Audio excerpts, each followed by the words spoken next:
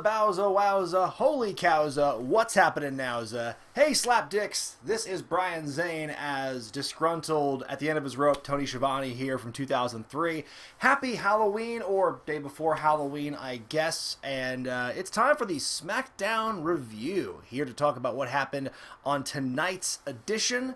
Lots of stuff going down as we were building toward Survivor Series. And lots of drama in regards to the Anoa'i family. Jey Uso is in the principal's office, by which I mean he is in the ring, as Roman Reigns makes his way down with Paul Heyman. And they replay the footage from Hell in a Cell in that I Quit match. And something that really struck me as interesting was they're playing the scene where Jimmy Uso and Roman are talking and they're having that big, deep discussion, and there's no background noise. It's like the big empty room. And that struck me as odd because I was under the assumption that in the Thunderdome, they were like piping in those audience noises for the wrestlers to hear. But it turns out that's not the case based on what we saw in this clip. Either that or they are selective in it, and if they want, I'm guessing, if they do pipe it in there at times, they turn it down because, hey, we can tell a better story with the, projecting and talking in the ring, so maybe they turn the volume down. I don't know, I'm just thinking about how they actually did it. So maybe they just don't have the audience noise at all, which, if you're going to have the audience there, I figure you might as well have it in there for the wrestlers to listen to. Anyway, so the question is now, will Jey finally say that Roman is the tribal chief? Will he finally fall in line? Roman tells him to take the oath, and Jey, he calls him every word in the book. He calls him a snake. He says he hates Roman and everything. It's just really he's really visceral here. Roman talks about the burden of being the face of WWE. I'm like, I don't know, Roman, are you the face of the company? I can't name any one singular person at this point now who could be the face of WWE. Right now, in my opinion, Paige is the face of WWE, the way she's trash-talking them for how they're, ruining everyone's Twitch accounts. So anyway, yeah, Jey says he hates Roman. Roman says he loves Jey, and said that by the end of the night, he will fall in line. And he gives him a little head pat or a little neck pat, too. Like, ooh, God, what a cold bastard Roman Reigns is. So that's what we find out, is by the end of the night, there will be some, Jey Uso will allegedly fall in line. And that's how we start the show. And now it's time for, like I said, building the Smackdown side of things for Survivor Series. And so we've got our first qualifying match, the men's team, Kevin Owens versus good old Dilp Ziggler. Dolphy Ziggs is in action, and Robert Roode is coming down with him. The match begins, and minutes in, Robert Roode has a cheap shot, and is it Robert Roode or Bobby Roode this week? I forget what they're calling him these days. But anyway, he gets the cheap shot in, and he is ejected before the commercial break. Kevin sporadically selling his leg when the plot requires it. Sometimes he sells it, and sometimes he doesn't. I love this point here. Pop-up powerbomb counter into a famouser, which I thought was pretty rad. Match ends with a stunner. KO wins. I thought it was a pretty good opening match. And then we go backstage where we see Natalya talking to poor, disheveled, just, frazzled Adam Pearce. God, someone get that guy an assistant, because he's juggling so many different spinning plates right now. So anyway, he's so exasperated. In come Billie Kay and Bianca Belair. They all want to be in the Women's Survivor Series team, I'm sure, just because there aren't that many ladies on the brand. They probably have a good shot no matter what. But Adam Pearce makes a match, a triple threat encounter for later with the three of them. The winner will make the team. But I guarantee you at least one of the losers in that matchup will also end up being on the team. We next see a Lars Sullivan interview. I'm surprised they got him in street clothes for this. Like, they want to call him the Freak, and they want to say how much of an evil monster he is, but here he is wearing like a polo shirt in this sit-down interview, and here he is talking. No! Don't do that! Don't make Lars Sullivan talk. Bad writers! Why would you do such a thing? And also in this segment, we get to hear the first on-air mention of Riddle by his last name only, as Corey Graves is running down some names of people. So, I forget even what the opening question was in this thing, because the whole story is that Lars goes into a big villain origin story, essentially, where he talks about how, as a child, he was made fun of, he was laughed at, not just by the kids, but by the teachers. I love that part of the interview. He's like, they all laughed at me. The other kids, the teachers, like, what shitty teachers? I want to know, I want to meet these teachers, the ones who laugh at other kids getting bullied. I got bullied a lot growing up, and I don't recall any of the teachers joining in. Just saying. So anyway, he says, then the laughing turned into screaming for hours, and then he wasn't allowed back at school. That's when he began to be, the freak and everything. His goal is to make the world his personal playground and his personal hell on earth. I mean, that was something. I will say that. I don't think Lars should speak at all, ever, with a voice like that. Even if he had a good voice, I would defer to a manager for that one. I would defer to a mouthpiece, because that's the kind of gimmick that doesn't need...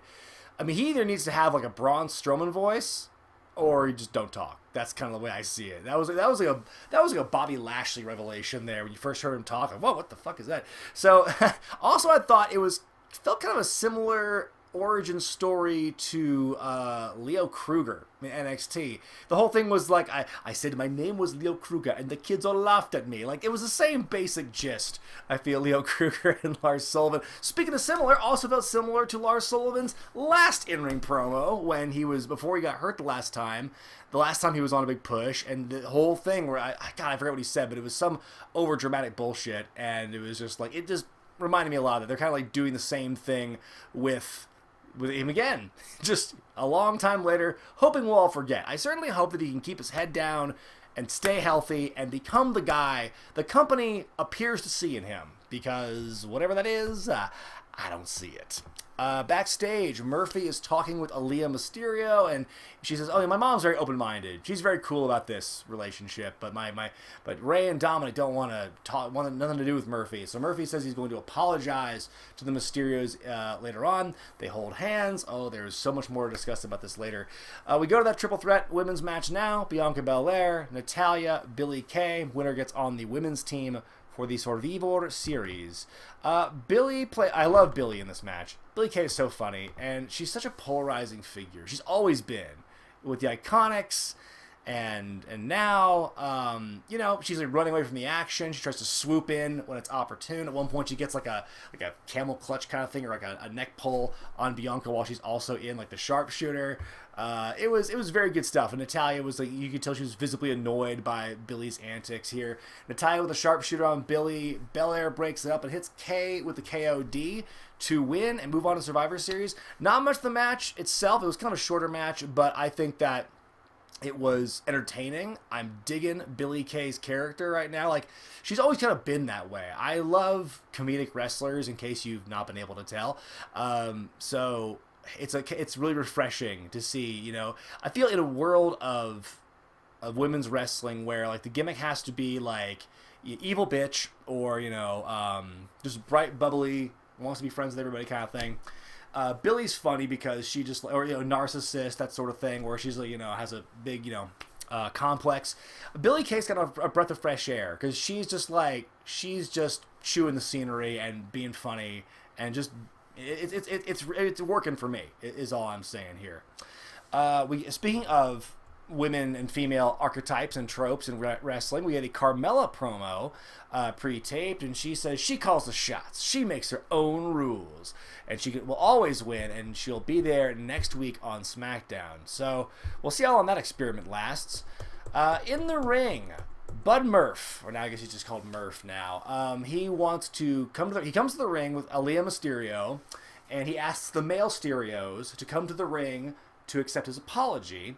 But instead of them, we get Seth Rollins coming out, the Messiah. And he says, Ray and Dominic will never accept Murphy, and they'll never accept this relationship, but I will. Seth says he will accept this relationship. He will forgive Murphy, and he will even marry Murphy and Aaliyah if they want that. He says that Ray is controlling Aaliyah, and Dominic's a coward. As he's talking about that, Dominic jumps Seth. Murphy breaks it up, attacks Seth. Dominic attacks Murphy, Rey Mysterio shows up, and then the two of them beat up Murphy. And so Rey's going to go for the 619, and Aaliyah gets in the way. And Rey's pissed. How dare you, Aaliyah? How dare you get in the way of my contrived finishing move? And Dominic does nothing. He could easily just keep whomping on him there if he wanted to. But no, so Aaliyah's there, and then she says that she loves him. She loves Murphy. And all I needed now from that was to hear from the play an old Shane McMahon soundbite on commentary from like 99. It's like, oh, did you hear? She says, I love him. Ew. Get that sound like going. Oh, man, if Dominic or Ray were on commentary kind of like how Shane McMahon was around that time, oh, man, it'd be amazing. So, yeah, she loves him, and when she said that, I went, ooh, now would be a good time for there to be live crowds. They could all ooh with this. So there was no ooh. They didn't have that on the soundboard. The boys leave. Murphy and Aaliyah share a kiss in the ring, and the look on Seth's face is priceless. He looks like he just opened a big birthday present. He was so happy. And that's where it ends there. Hey, remember when I and a lot of other people had reservations about this storyline because we were worried it was going to go there and get to this point where there'd be a romantic relationship? And some of y'all were like, oh, you don't even know where it's going. Oh, it's not grooming. Well, guess what? We are here now. This is where it has gone. Murphy is technically old enough to be Aaliyah's father if he went and had a kid at age 13. I'm just saying. And again, the age thing, I know some people are going to jump on that and say, you know, there's plenty of healthy relationships with people who are that far apart in age. That's fine. It's legal because Aaliyah's 19. I get that. It's just, but the fact is they have been painting Aaliyah as naive for the bulk of this storyline. They're like, she doesn't know the ways of the world. She's naive. She's impressionable. And like, who do groomers go after? Are the naive and the impressionable and the insecure. That's exactly what that is. And so, but we might not be going that way. I could be totally wrong. So, it's like, honestly, every week with this angle, it's a coin flip for me. I don't know how to feel about this stupid thing. Like, it really could go anywhere. And I really don't know. It's honestly, I just gotta see where this road takes us. Because I think it's kind of cheesy. I mean, it is a soap opera storyline, and I do think that when wrestling really embraces like the soap opera aspect of it, then I think it can be a lot more compelling and a lot more interesting. And this is definitely that kind of angle. But it's like, I mean, hindsight's 2020, and it's really impossible to appropriately judge any storyline like when it's ongoing. This, as we, you know, not Retribution's dick in the dirt every week and how they're getting buried, but I mean that's a bit more. A bit more transparent, I would say. So those are my thoughts on that storyline at this moment. It really changes from week to week. Daniel Bryan is backstage. He puts over Jey Uso in a big way, saying, you know, he was getting Jey at his best. We're seeing Jey at his best here because he really upped his game against Roman Reigns. So if he's able to hold his own with Roman Reigns, Daniel knows he's got, you know, a tough hill to climb here. Our next match is a non-title affair as the Street Profits take on Shinsuke Nakamura and Cesaro. Street Profits thank the New Day before the match for impersonating them this past Monday on Raw, which I thought was one of the highlights of the show, in my opinion. Saying imitation is the sincerest form of flattery. By the way, how you doing, Tony? They're not serving cereal or pancakes at the Survivor Series. They'll be serving L's. This match is good as well. Montez, this great sequence here, he does a big dive to Shinsuke, I should say, then walks right into being like hoisted by Cesaro over the barricade and just into the LED crowd. You don't see where he lands, probably a mattress somewhere, but it was still very impressive. Dawkins with a superplex onto Shinsuke and Montez with the frog splash afterward to win the match. You know, it was a good match. It didn't blow me away, except for that one moment of Cesaro hoisting him like that, you know, but it didn't disappoint me either. So, yay. TV match. Sami Zayn backstage chatting about his upcoming match with Bobby Lashley at Survivor Series, IC champ versus US champ. Sami talks about how, you know, he is the champion of all the continents, and all the continents love him. You know, Botswana loves him, Peru. He didn't mention Qatar, but I'm sure Qatar would love, well, I don't know. And then he talks about how, you know, Bobby Lashley is the U.S. champion, and, you know, you represent, well, I don't have to go anywhere. He's like, we're not going to go there, he says. So, which is great of a line coming from Sami Zayn, by the way. If you follow his Twitter, that is. So he says the Intercontinental Champion is better than the U.S. Champion. I believe it. I just hope we don't bring up Bobby's sisters again in the storyline. If we can go this whole build without any mention of his sisters or a military obstacle course, then I think we'll be okay. Or accusations of stolen valor. If we can have Sami Zayn not suggest or accuse Bobby Lashley of not being a real, you know, military veteran, then I think we'll be fine. Going into the ring, and the new SmackDown Women's Champion, Sasha Banks. She celebrates there. She walks out with Bayley's custom painted chair. She says that in stabbing her in the back, Bayley ended an era. They were supposed to dominate this business together, and she reiterates that she is unstoppable. and that she's the champion and everything, turns her attention to Asuka for Survivor Survivor Series, and says she'll be the best of the best. I'm going to take an H2O break, because I am tripping over my words. That's damn good H2O. Bayley interrupts, and she says that, of course, Sasha can win a championship, but it's another thing to defend one. And Lord knows Sasha and her history of defending championships is not that great. So she challenges her to a rematch for the title next week. We find out later it's confirmed. Sasha, wouldn't it be funny, though, if, like, the heel asks for a rematch, and the face is like, nah, we don't get it. I would love to see that reversal of fortune. So will Sasha be able... Sasha ends the promo by saying that backstabbing bitches never win. That's her phrase. Backstabbing bitches never win, by the way, sounds like a great tagline for a WEW pay-per-view. Right after Big Pimpin' kicks big booty butt, you've got backstabbing bitches never win. So will Sasha Banks be able to retain a title for once? We'll have to find out next week. But either way, I'm betting the match will be good nonetheless. Excuse me. Whoa, had a little hiccup there. Our main event is another Survivor Series qualifier. Daniel Bryan in his first singles match in months. I think I said 4 months on the show tonight. Taking on Jey Uso. And a few minutes into the matchup here, you've got Roman Reigns and Paul Heyman appearing. As we go to break, Roman I've skipped ahead of my notes here. Sorry. I'm kind of surprised how easily Jey beat Daniel Bryan here. Daniel Bryan is like the big fight guy where he kicks out of a lot of stuff, and he's shown much courageousness, and all that stuff. And he lost pretty quickly and cleanly. Super kick, Uso splash, bingo bango. That's what you get for camping out at home during a pandemic. You selfish man, Daniel Bryan, you. Jey Uso will beat you 100% clean. And so that's what happens. And then afterward, Roman enters the ring. Jey says, Roman is the head of the table. He's with him now. Then he super kicks Bryan again. Another Uso splash. And then Jey says, I understand. Roman says, make him understand. And so Jey keeps beating up Daniel Bryan.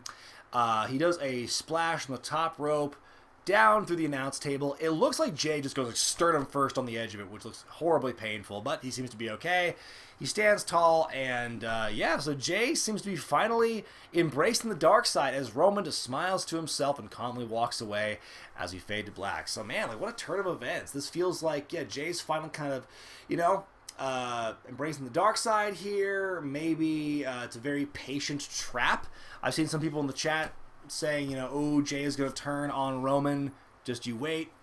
Maybe, but who knows at this point. I mean, no matter what it is, I'm still really digging this angle, and they find new and impressive ways to keep me engaged. And this is a very engaging storyline. I mean, this is probably one of the top, if it's not the top angle right now on SmackDown, it is certainly one of the top 2 or 3. I'm hard-pressed to find one right now that's keeping me more engaged and more interested than this right now. Thank you, by the way, to the 399, I didn't want to round up because I wouldn't be honest, concurrent viewers right now on the stream. So thank you very much for your support and for watching this here humble little review. With that out of the way, it's time for me to give you my grade. This is my grade, C+. Let me tell you why. The Roman Reigns Jey Uso arc is still the highlight of the show every week, it feels like. Billy Kay is awesome. That's all I'm going to say about that. And the tag team match, for what it was, it's like just for a couple of spots here and there that really kind of went, whoa, like that was kind of why I put it in the pros. Lars Sullivan interview, whether they're going to call him Lars or Sullivan or Ulsul. At some point, find some way to abridge the middle part of his name. Usul the Freak. Ooh, that actually might work. It sounds like a D&D character. So that was. I don't try and humanize Lars Sullivan. Don't give me his villain origin story as a traumatized child. Not yet, at least, anyway. And if you're gonna do that, don't be, the bullies and the teachers laughed at me. Fucking, that's not a good enough excuse. I was bullied a lot. You don't see me hucking people hither and yon. I went down a different path. So, and then the Mystero and Murphy saga, who knows where it's going right now. I'm just like, I don't know. It's soap opera-y, and I can respect that, but it's at the risk of going too far in that direction. And we'll just have to see where it goes from there. I'm just, Not giving my full judgment on it just yet. All I'm saying is it feels like it's going the direction that we all kind of thought it would. But that's my take on SmackDown this week, folks. Hope you're having a good week, and I really hope that you have a safe, happy Halloween. I mean, I don't know what people are doing to celebrate Halloween this year. Getting dressed in their costumes and sitting at home. Eating candy alone. That sounds like a great Halloween. I mean, I feel bad. You know, I got 2 kids. I got a 6-year-old and a almost 4-year-old. And, like, you know, when I was a kid, Halloween was as good as Christmas. So, Jesus Christ, if I was growing up and, like, Halloween wasn't happening, like, I'd be devastated. So I guess we got to, like, put our heads together. And, like, right now, like, just today here in Nevada, they just, like, said, oh, you know, a larger COVID risk now in Nevada. So we're encouraging you to go and stay home. I'm like, geez, like, that's a heartbreaker. So I guess we got to come up with a way to make Halloween work for the kiddos. Now is the time of, oh yes, people have been asking me, what facial hair won? Hogan won by a landslide. I try to keep it vague, like, oh, you could still, oh, Jeff Hardy's still in the running. No, by week 1, Jeff Hardy was out of the running, so it was Hogan by a landslide. But we raised a good amount of money. There's still like 2 days left in the fundraiser if you're interested. Brightsiders.com/wrestlingwithregret. You can donate money to my wildfire relief fund that I'm raising money for. And so get a good look at this bad boy, because you won't be seeing him much longer. You're going to be seeing the transformation into, trying to help you visualize it here, into a bit of the Hogan stash. Right here. Just picture this is gone, and you're getting the stripes. The strips right down there. So, the plan is I want to film at least one video, like doing a Hulk Hogan kind of skit. I don't know what it is yet, but it'll happen. It'll definitely happen, and I'm excited for it. I'm nervous. I've never bleached my hair before, let alone facial hair, which is very tough, but I've been doing a lot of research trying to figure out how to do it. It's like, I think just no matter what, I might get a little bit of irritation. So, let's see here. I'm going to go to the Super Chats now and see what everyone's talking about. Speaking of, I'll get to that later, actually. Edward Economist, $5 New Zealand dollars, asking me, hey, Brian, what got you to stop watching WWE years ago, and what got you to watch again? I'll say what got me to, well, I don't think I ever really stopped watching wrestling, stopped watching WWE. Like, I stopped watching Raw and Smackdown for a long time. I'd say, like, from 2011 until 2014 or 15, I was really not giving a shit about the weekly shows. Like, I was watching all the pay-per-views, and I'd read the results, so I stayed, like, abreast of everything. Because we cut the cord years ago, so I wasn't getting cable for a while, and so I wasn't, following the stuff. And like I would read, oh, SmackDown, just let's see a repeat of Raw. So I don't care about SmackDown. I care less about Raw. So yeah, I don't think it was anything about the product that turned me off. It was just the fact that it was a matter of circumstance. Where it's like, well, like I'm not getting cable anymore, so I don't have the means to watch it anymore. I didn't have the patience to try and find a torrent site or illegal streaming or whatnot. So, and even when I started doing this channel, I wasn't really watching the current stuff. You know, if you're here from the beginning, you know I didn't really cover pay-per-views until 2 years into the channel's run, and weekly shows even later. So it's something I just didn't really have an interest in. But then I think what got me watching it again was this channel, because as cynical as it sounds, it's a good, easy way to create content. You're watching this right now. You get the Raw review and the NXT stuff. So it's like, I'm glad I'm doing it now, because like it does keep me kind of like it keeps me in the loop of what's going on. If I didn't have a channel to run, and if I didn't try and come up with different ways to make content, then I might not be watching the weeklies, is all I'm saying. B-Man the Champ with 10 Canadian dollars. We're getting money from all over the world here. You could say I am the Sami Zayn of the YouTube world, because every country loves me. He asks, B-Man the Champ, knowing what you know about WWE and how well they usually book independent guys, if Levi and I were offered a contract, would we still do it? Well, thank you very much for having that kind of confidence in me and the longest reigning Wrestling with Regret YouTube champion, Levi Shapiro.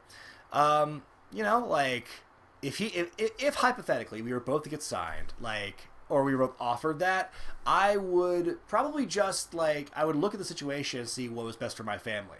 Like Levi is, he's got no tie downs in California. I mean, he could probably pick up and go wherever he wanted. So, he's probably better suited for that kind of lifestyle change.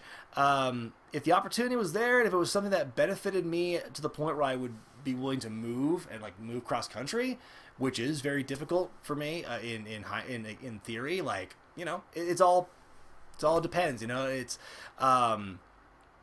I don't know. It's something I've thought about. I've got that question a lot over the years. I always think about it's whatever's best for my family. Like, I'm happy working for Ring of Honor right now. We'll say that right now.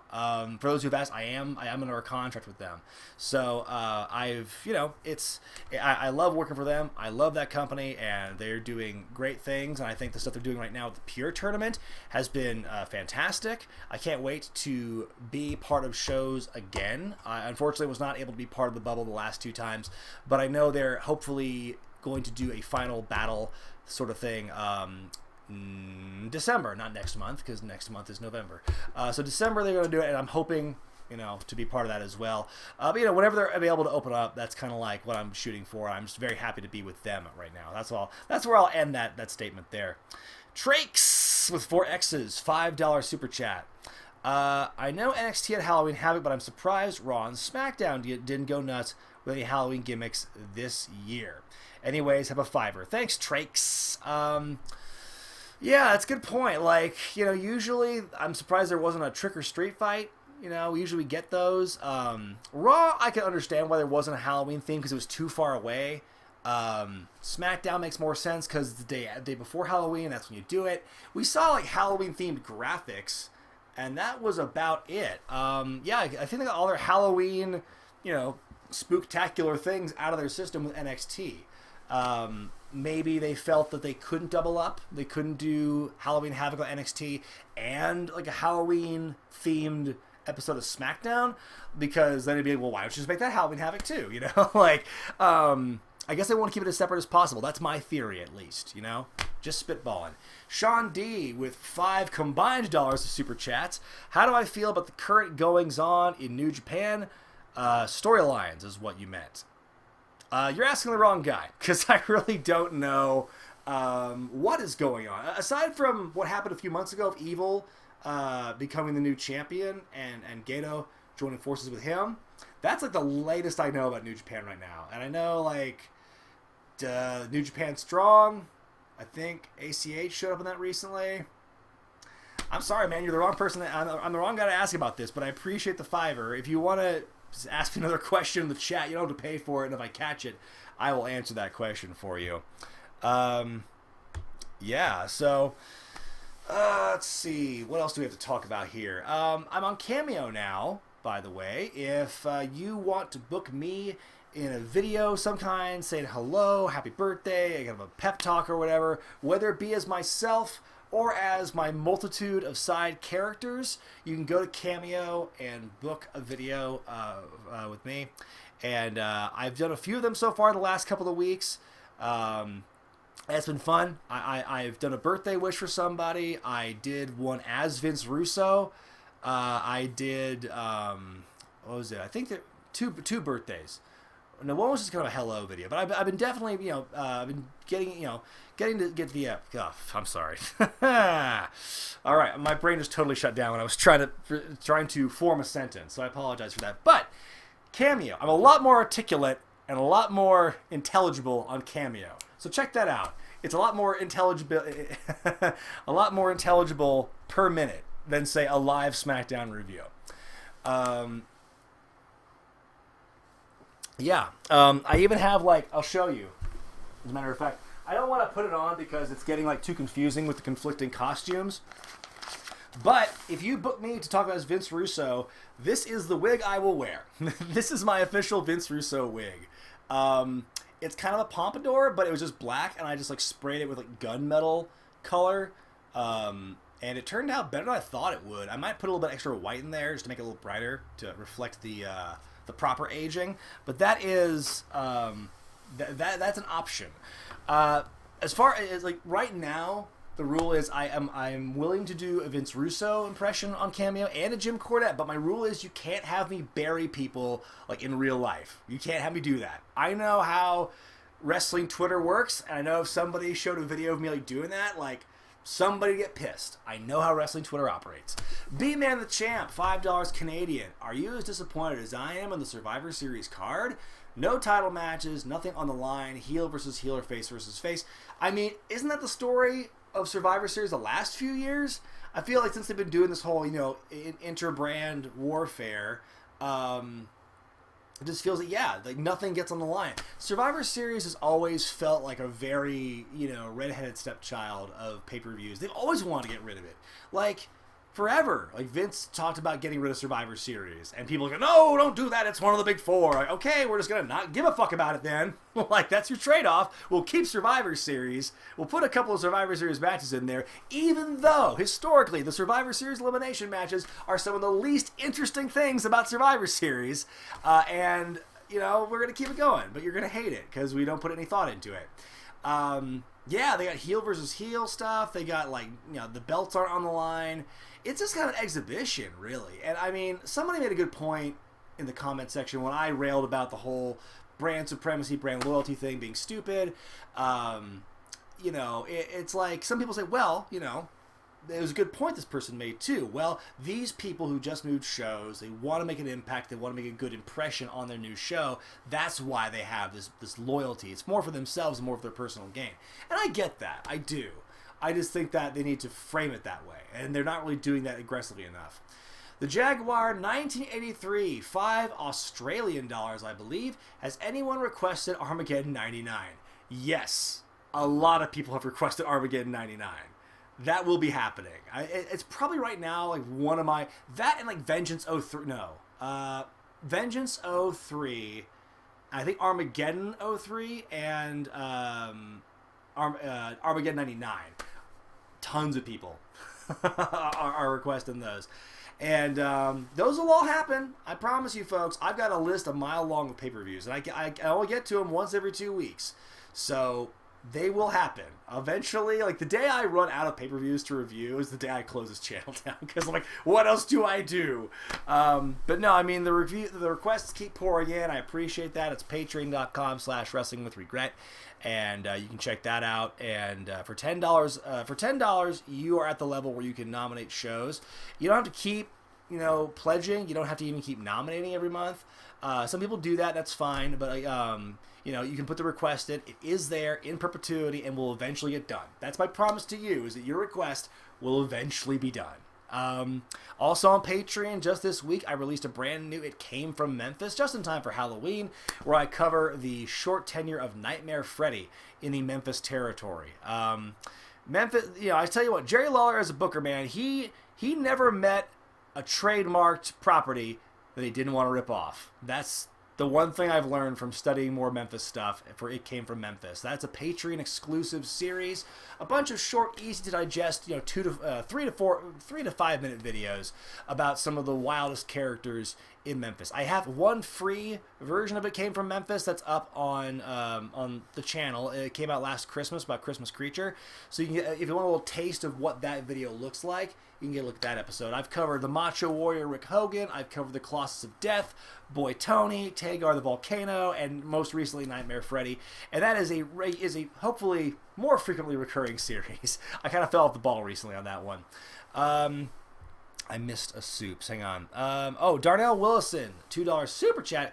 I know it's early, but who do you see winning the Royal Rumble? I mean, I'm kind of echoing the sentiment of a lot of other people saying, Big E and Bianca Belair right now are kind of my picks, early picks for who's going to win the Rumble. They've committed to Big E as a solo guy, keeping him on SmackDown while the rest of the New Day's on Raw. And God, I think a solo push has been a long time coming for him. So I could definitely see him winning the Rumble. Bianca Belair, God, they've been strapping the rocket to her. You can just tell, I feel, because they've been saying on commentary she will be a champion by this time next year, and they wouldn't say stuff like that very often if they didn't mean it. So I'm optimistic for her. Hopefully she can win too. But it's still wide open. Still a few months to go. Hugo Allen Stevens, £5 British pounds. Hi, Brian. Been a fan since 2014/15. First time seeing you live. I hope you enjoy it. This is not how I always dress. Love everything you do and have to say, all the best, Hugo! I yelled that because it was in all caps. Thank you, Hugo. Well, thank you very much. I appreciate that. Yeah, it always blows me away to hear from fans who have been there since the beginning. I'm like, really? I didn't think those existed. I didn't think I had fans back then from 2013. But thank you very much. Dylan Haggett, $2.99 Australian. Hey, Brian, love the channel. Keep up the good work. Thank you. Also, I don't know if you saw my mailbag video I posted last week where I opened up a lot of fan mail I'd collected over the last several weeks. That was a real fun experience. I got some good goodies. Some good goodies in that round. A bunch of I'm looking at the box up here off camera. Box full of Japanese candy. I still have not gone through that, but I really want to. So thanks to Marcus Jones for that. I got like a WCW bed sheet I'm still trying to figure out what to do with. I almost want to like fashion it into curtains for my office. Like, bed sheets as curtains. It's not a brand new concept. It'd be kind of cool. Kind of really tie the room together. Yeah, I think I'm going to wrap it up here. I think, and Dylan Haggett again, $3. I've also been a fan since 2013 and 2014. Thank you very much, Dylan. I really appreciate that. Yeah, the WCW sheet's really cool. I don't know where I'm going to hang it, though, because, fuck, hang on. CW Superman, $4.99. People want to see Armageddon 99, cuz them knockers. Yes, that is probably true. How would I respond? How will Brian Zane, the Puritan Brian Zane, talk about the cat or Miss Kitty showing them knockers? I applaud your respect for not saying dem knockers. I would have read it like that too. No, it's it should be interesting. I will get to that, and like maybe I'll open the year with that. I do know how the rest of this year is going to go. I've got it all mapped out to the end of the year. I think you're going to like what I have in store for the last 3 installments for the year. It's going to be a trilogy, and it's going to be covering a specific point in time. I don't want to give any more clues than that, but you will find out when you find out. Dylan Haggett again, $8 Australian. Very excited for Survivor Series 02. What's my t-shirt size? My shirt size is a large. Thank you for asking. And yes, I'm also excited for the Survivor Series review. I just wrapped that up. I just finished editing it today, and so it's ready to go, and it will be available on Monday for Patreon backers of the $5 and up variety, and then it will be available next Wednesday. And yeah, I mean, just watching Survivor Series for the first time back, like ever, was really cool. And just like seeing that, one thing that really blew me away, and it's not a spoiler, but I talk about the Billy Kidman Jamie Noble match in that show, and how it's like you can see that match, and it's so telling. It's so ironic how like those two guys are still in the company as producers, and you can watch that match from Survivor Series 02, and you could place that match from 18 years ago and put it on a show today, and it would feel seamless, and it would feel like it just belongs there. And it's just crazy how Kidman and Noble, among other people, have that kind of like influence in the style of today. It's very cool. Trakes, $2 more, saying, lol, swerve, Otis wins the Royal Rumble. God, if he does that, it'll be this stuff with Miz and Otis all over again, I tell you. Wig or animal? This is definitely a wig. This is not a repurposed animal. It even has, like, the mesh underneath. So, yeah. What else can I plug? Find me on Facebook, Wrestling with Regret, Twitter, Z-Man Brian Zane. Instagram is regular Brian Zane. Ken terminated by DQ, $5 super chat. Top 8 tag team specialists. Did I think about mentioning HBK or James Storm? No, I didn't. And that was probably my biggest faux pas of the week, actually, was no James Storm, no Shawn Michaels, no Tenzan, which in my research, I realized I should have put someone from overseas in that thing. Yeah, there's a few I really missed the boat on, and if I really wanted to, I could do like a top 16, like a 2-parter top 8 best tag specialists, and I probably would have been more accurate. So yeah, there's definitely a few I missed, but I think I tried to get as many from like as wide a range as I possibly could. Try and incorporate a lot of like the big tag guys, and Seth Rollins is another one as well. So I definitely missed a lot, of big ones, but I try to get as many of the other big ones as I possibly could. So, most people seem to like it, at least. The thumbs up, thumbs down ratio is big enough where I say, okay, it wasn't that egregious. Any more interviews with ROH talent coming up? Hopefully. Just to see who I can get. Those are always fun. Oh yeah, Paige's rant about the Twitch channels. I read the transcript. I've not seen the video, but boy, it just sucks. Like it just, it's, it's the whole thing about they're independent contractors until it's not convenient for WWE, and then they gotta, drain that money dry. They want to get all the good stuff, all the good monies, and it's so predatory and it's so exploitive, and they really. Let's get Andrew Yang on that stat, and let's just fix that, because I think it's just garbage that WWE is trying to crack down on that. It's not fair. It flies in the face of what an independent contractor is, and if that's what they're going to hang their hat on, like I think that they stand a chance to lose that battle, is what I'm saying. Will I ever interview 4 Minutes of Heat? I feel like I interview them every time I meet them. They're always a treat to talk to. Every time I see them, they're always doing something that's pretty wild and out there. Let's see here. Maybe they will be able to unionize. Maybe one day. Maybe this will be the tipping point before they finally approach unionization. Man, we're 40 minutes into this thing. I'm gonna wrap this up because I gotta bounce. But this has been a great live stream, everybody. I had a lot of fun recapping SmackDown and answering your questions and having chats about things. Once again, spot me on social media. Instagram, Brian Zane. Twitter, Z-Man Brian Zane. Facebook.com/wrestlingwithwregret. Patreon.com/wrestlingwithwregret. Starting at $1 a month, you can get a whole lot of perks. And then, of course, Cameo is my new venture. So check that out. Looking for Brian Zane on Cameo. And I can do a video of you. I'll do a video of you asking me to do something, whether it's in character or not in character, a birthday wish, a pep talk. Excuse me, it's really up to you. This has been a lot of fun, folks, and I don't know if I'll be doing this next Friday. And the reason why is because Full Gear is happening next Saturday, and I would like to have a Friday night to myself. I just not cover it, and just, so I can be ready for Full Gear, and I have the energy for that. And then, then we'll just try and get back to normal with that for SmackDown, not next week, but the following week.